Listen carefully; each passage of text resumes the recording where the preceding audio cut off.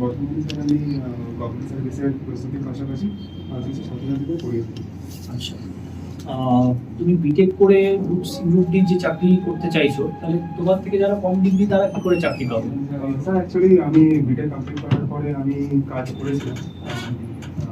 তো তারপরে কোভিডের কারণে 2021 সালে ওই কোম্পানিটা মানে অত স্টক রাখতে চায়নি, তো সেই কারণে আমার জব চলে গেছে। তো তারপরে স্যার আমি একটা পার্মানেন্ট চাকরির ব্যবস্থায় আছি। আচ্ছা, সেটা পেলে আমি একটুখানি সুবিধা হয় স্যার আমার পরিবারকে সামলাতে। তো সেই সূত্রে স্যার আমি সরকারি চাকরির দিকে মুভ করেছি। তো আমি প্রিপারেশন নিই, আর স্যার তার সাথে একটু অর্থনৈতিক প্রবলেমের জন্য স্যার আমি পড়িয়ে থাকি। আচ্ছা। এনসিআরটি ফুল ফর্ম জানো? National council for educational training sorry research and training. আচ্ছা, এনসিআরটির কাজ কি? এনসিআরটির কাজ হচ্ছে এটা একটা আমাদের ন্যাশনাল একটা সংস্থা, যারা 9, 10, 11, 12 এর জন্য একটা কি বলে একটা কমন সিলেবাস প্রস্তুত করে, যার কার্যকলাপ অনুযায়ী স্কুলে ওই সূত্রে ওই সিলেবাস ধরে পড়ানো হয়। আচ্ছা, তোমার পড়াশোনা বাদ দিয়ে হবিস কি কি আছে? হবিসের মধ্যে স্যার যেরকম আমার মোবাইল ক্যাজুয়াল ফটোগ্রাফি আমার পছন্দের মধ্যে একটা পছন্দ, যেটা আমি করি। ফটোগ্রাফি ভালো লাগে। ইন্ডিয়ার দুজন ফেমাস ফটোগ্রাফারের নাম বল। স্যার যদি আমি খুব ফেমাস যদি বাঙালির মধ্যে বলতে হয় স্যার, তাহলে Nimai Ghosh and Benu Sen fine art photographer খুব ফেমাস। আর স্যার ওয়াইল্ড লাইফ ফটোগ্রাফারের মধ্যে শুভঙ্কর ব্যানার্জি একজন আছে, উনি ফেমাস। ফটোগ্রাফির উপর বেস করে কোনো অন্ত্রপ্রেনারকে চেনো? অন্ত্রপ্রেনার স্যার একজন আছেন, সৌরভ সুধীরাম না কি একটা এই মুহূর্তে মনে করতে পারছি। সন্দীপ মাহেশ্বরীকে চেনো? সন্দীপ মাহেশ্বরী? হ্যাঁ। ওনার কিসের বিজনেস জানো? না স্যার, মানে উনি ইনফ্লুয়েন্সার আমি সেটা জানি, বাট ওনার অ্যাকচুয়ালি বিজনেস হচ্ছে ফটোগ্রাফি, ইমেজেস বাজার, ঠিক আছে? ওনার ওটাকে স্টক ফটোগ্রাফি বলে, জানো? স্টক, তুমি যে ফটো তুলছো সেই ফটোটা তুমি একটা কোম্পানিকে বিক্রি করে দিলে, কোনো ব্র্যান্ডের যদি একটা ফটো লাগে সেই ওই ফটোটা কিনতে পারে। এটা একটাকে বলে স্টক, আমাদের যে ফটো আর কি, ঠিক আছে? যাই হোক, তোমার হচ্ছে যে এই যে কম্পিটিটিভ প্রিপারেশন নিচ্ছ, কোন সাবজেক্ট সব থেকে ভালো লাগে? ম্যাথস ভালো লাগে। আচ্ছা, ওগুলো ইঞ্জিনিয়ারিং ব্যাকগ্রাউন্ড। হ্যাঁ, তাহলে ম্যাথস তো ভালো লাগবে। ঠিক আছে, তুমি বলো যে কোণের ভলিউমের ফর্মুলা কি? কোণের ভলিউম স্যার 1/3 পাই আর স্কয়ার ইঞ্চ। বাহ বাহ, এই পাই জিনিসটা কি? পাই হচ্ছে স্যার কোনো একটা সার্কেলের সার্কামফারেন্স বাই তার ডায়ামিটার যদি করা হয়, তাহলে একটা কনস্ট্যান্ট ভ্যালু পাওয়া যায়, সেটা ফ্রিকোয়েন্ট। আচ্ছা, তুমি গ্রুপ সির জন্য অ্যাপ্লাই করেছো আর গ্রুপ ডি নাকি দুটোই? চাকরিটা সম্পর্কে জানো? গ্রুপ সি তে কি কি কাজ করতে হবে তোমাকে স্কুলে গিয়ে? আচ্ছা, মোটামুটি জানি। গ্রুপ সি তে যেরকম ক্লার্কিয়াল মানে নন টিচিং স্টাফ যেরকম হয়, ক্লার্কের নন টিচিং স্টাফ কি করে? নন টিচিং স্টাফ যেরকম ক্লার্ক বলতে স্কুলের সমগ্র সিস্টেম সামলানো, বা কোনো গভর্নমেন্ট কোনো যদি এইড স্কুলে এসে থাকে কোনো গ্রান্টস, সেটার দেখাশোনা করা। এখন যেরকম বাংলা শিক্ষা পোর্টাল আছে, তো তার মধ্যে সমস্ত স্কুলের সমস্ত স্টুডেন্টের নথিপত্র রেজিস্টার করা, এবং স্যার তার সাথে সাথে স্কুলের সমস্ত পরিকাঠামো মেনটেন করা, এগুলো একজন। গ্রুপ ডি কি কাজ? গ্রুপ ডি মেনলি 2-3টে পোস্ট হয়ে থাকে, যেরকম একটা P1, একটা ল্যাব অ্যাসিস্ট্যান্ট এবং ল্যাবরেটরি অ্যাসিস্ট্যান্ট, যেরকম আমি জানি এই 3টে মোটামুটি হয়েছে। ল্যাব অ্যাসিস্ট্যান্ট নাকি ল্যাব অ্যাটেন্ডেন্ট? অ্যাটেন্ডেন্স, ঠিক আছে। আচ্ছা, ল্যাব অ্যাসিস্ট্যান্ট শুধু সায়েন্স ব্যাকগ্রাউন্ড থেকে হয়, ওটা আলাদা পরীক্ষা হয়, ঠিক আছে? ল্যাব অ্যাটেন্ডেন্ট কি করতে হয়? ম্যাম, ল্যাব খোলার আগে সমস্ত যন্ত্রপাতি বা যে সমস্ত জিনিসের ইকুইপমেন্টের দরকার সেগুলো পরিষ্কার করে বের করা, আবার যখন ল্যাব শেষ হয়ে যাবে তারপরে সেই সমস্ত জিনিসকে পরিষ্কার করে আবার সেই আগের জায়গাতে ফিরিয়ে আচ্ছা, আনা। শিটগুলোকে মেনটেন করে, মানে একটা স্কুলের ধরো স্যালারি শিট থেকে শুরু করে ফান্ড এইড এর শিটগুলো যেগুলো হয়, বা ধরো তোমার কোনো একটা পার্টিকুলার কোনো একটা খাতে কোনো খরচ বহন করা হচ্ছে, সেইগুলো মেনটেন করা। একজন group C employee. Group C কি সে এখন কি হাতে কলমেই চলছে নাকি ডিজিটাল হয়ে গেছে সব? এখন তো ডিজিটাল হয়েছে না, কম্পিউটার তো জানো।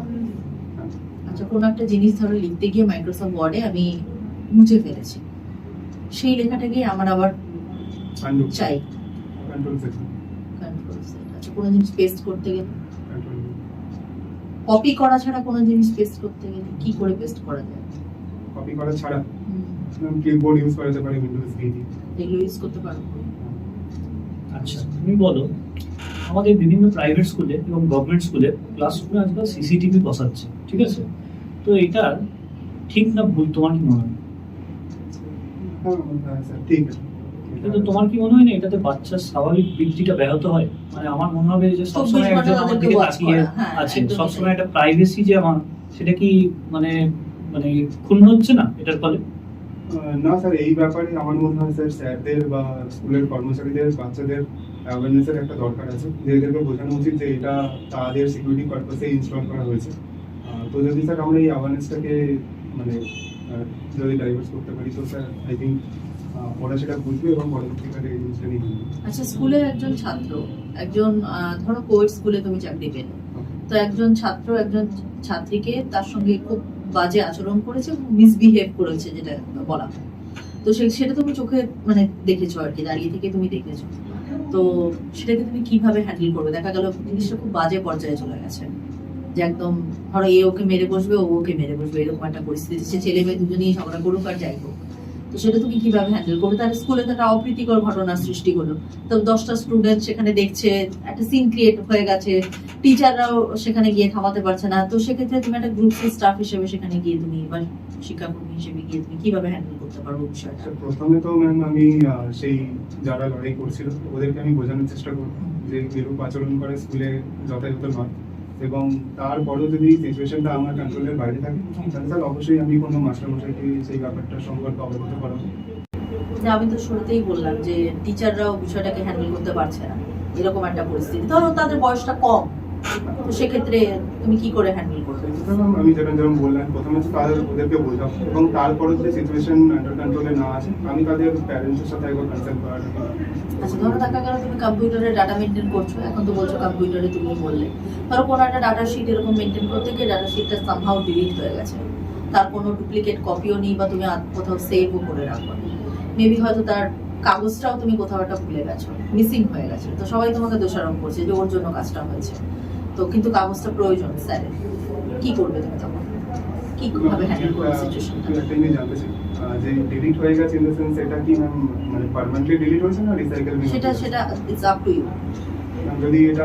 যদি সিঙ্গেল টাইম ডিলিট হয়ে থাকে তাহলে আমি রিসাইকেল বিন থেকে রিস্টোর করতে পারি, আর আচ্ছা। ইন কেস যদি পার্মানেন্ট ডিলিট হয়ে থাকে তাহলে তো ম্যাম কোনো ব্যবস্থা নেই। ধরো এই যে তোমাকে দোষারোপ করলো, সকলের সামনে একটা অপমানজনক পরিস্থিতির সৃষ্টি হলো যে না ওই করেছে, এত কেয়ারলেস, ম্যানারলেস, ইরেসপন্সিবল, ওকে তো রাখাই উচিত না, এই ধরনের সিচুয়েশন ধরো তোমার ক্ষেত্রে ক্রিয়েট করলো যে না ওকে দিয়ে কাজকর্ম হবে না, ওকে ট্রান্সফার করার ব্যবস্থা করবে, কি করবে তখন? ম্যাম এই সিচুয়েশনে আমি প্রথম থেকেই মানে এটা ভেবেই কাজ করবো যদি এরকম কোনো মিস্টেক হওয়ার সম্ভাবনা থেকেই থাকে, তো আমি ম্যাম প্রথম থেকেই একটা ব্যাকআপ নিয়েই কাজ করতে আমি পছন্দ করবো।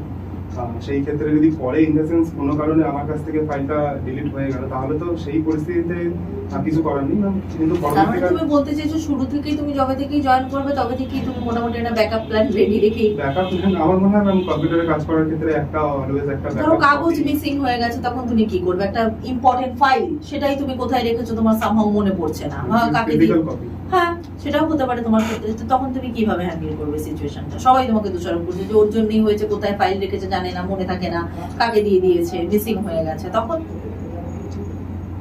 সেই ক্ষেত্রে এটা তো হ্যান্ডেল করতেই হয়, কারণ গ্রুপ সি এত ফাইল তারা মেনটেন করে রাখে, ধরো দেখা গেল একদিন তাড়াহুড়ো ছিল, তুমি তোমার গ্রুপ ডি স্টাফকে বলেছো ভাই তুমি রেখে দিও ফাইলটা, বলতেই পারো তুমি, সে ধরো রেখে দিয়েছে, সে কোথায় মনে নেই তার, তো সেক্ষেত্রে তোমার ঘাড়ি দোষটা এসে পড়েছে, তো তুমি কি করে হ্যান্ডেল করবে? তোমাকে তো হেড স্যার প্রচন্ড বকাবকি করছে, টিচাররাও তোমাকে বলছে হ্যাঁ ওর জন্যই হয়েছে, ম্যাম সেই ক্ষেত্রে আমি একবারের জন্য তো ক্ষমা চেয়ে নেবো যে যদি আমার দিক থেকেই ভুল হয়ে থাকে যে আমি মিসিং ফাইলটা পেলাম না, বাট পরবর্তীকালে তো যদি এরকম ঘটনা আমার সাথে হয়ে থাকে তো পরবর্তীকালে আমি ব্যাকআপ নিয়ে কাজ করার চেষ্টা করবো। যদি ফিজিক্যাল কপি হয়ে থাকে তাহলে এক কপি জেরক্স রেখে, বা যদি সফট কপি হয়ে থাকে তাহলে আমি অবশ্যই ব্যাকআপ নিয়ে করবো। পশ্চিমবঙ্গের শিক্ষামন্ত্রীর নাম জানো? স্যার দুজন আছে, একজন দীপক বর্মন আর একজন শ্রী জগন্নাথ চট্টোপাধ্যায়। উচ্চ শিক্ষামন্ত্রী, তাই তো? আচ্ছা, আমাদের যে শিক্ষা ব্যবস্থা সেটাকে উন্নতির জন্য আর কি কি রেকমেন্ডেশন করা যেতে পারে? তোমার 3টে রেকমেন্ডেশন বলো। স্যার আমার মনে হয় যে বর্তমান যুগে যেরকম সবকিছুকে ডিজিটাইজ করা হচ্ছে সেরকম ক্লাসরুমগুলোকেও ডিজিটাইজ করা উচিত, আচ্ছা। যাতে অ্যানিমেশনের মাধ্যমে ছাত্রছাত্রীদের পড়ানোর ব্যবস্থা থাকা যেতে পারে। হুম। আর সেকেন্ড তোমার এলাকার স্কুলে ডিজিটাল বোর্ডে পড়ানো হয়? আপাতত নয়। আর আরেকটা আমি বলতে পারি যে টিচারদেরও সেইরূপ ট্রেনিং এর একটা ব্যবস্থা করা উচিত, যাতে তারাও সেই নতুন বর্তমান আধুনিক ব্যবস্থার সাথে পরিচিত হতে পারে। তার জন্য একটা পরিকল্পনা করা যেতে পারে।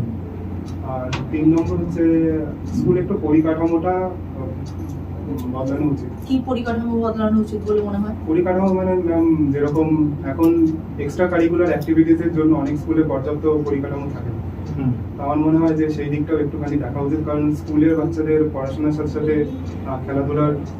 ওটাও খুব দরকার একটা সম্পূর্ণ বিকাশের জন্য।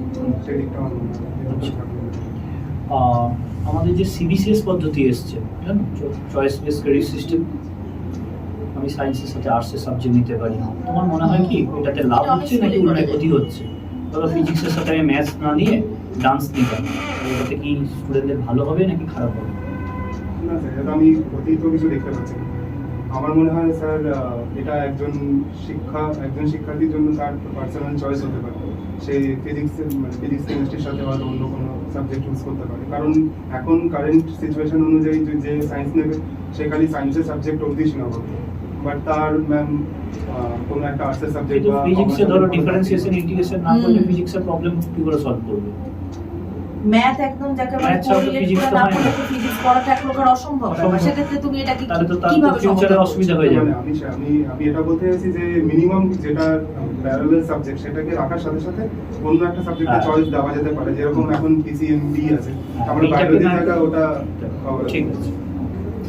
আর ধরো হচ্ছে যে এই যে তোমার ধরো বাড়ি থেকে অনেক দূরে যদি তোমার জব পোস্টিং হয়, তাহলে তোমার প্রবলেম হবে না?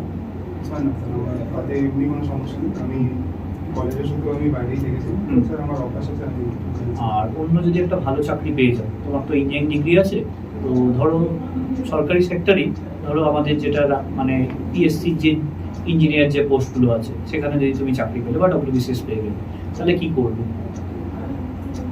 স্যার অ্যাকচুয়ালি আমি স্কুল শিক্ষার সাথে জড়িত থাকতে চেয়েছিলাম, ওই জন্য আমি ফর্মটাও ফিল আপ করেছি।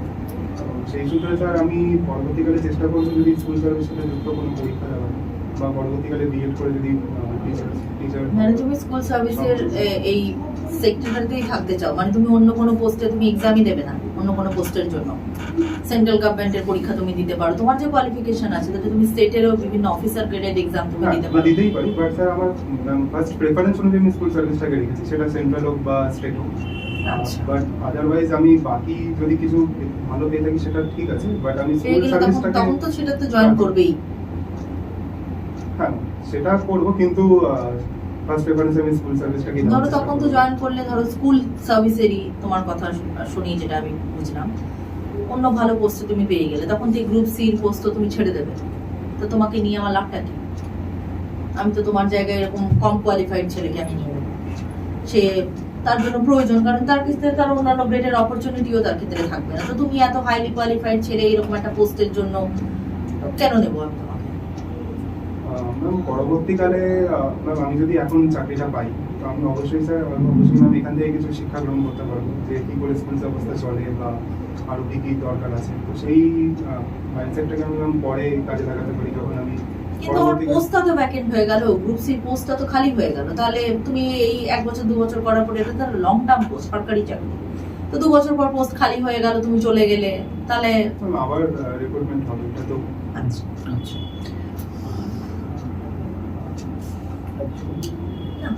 ঠিক আছে।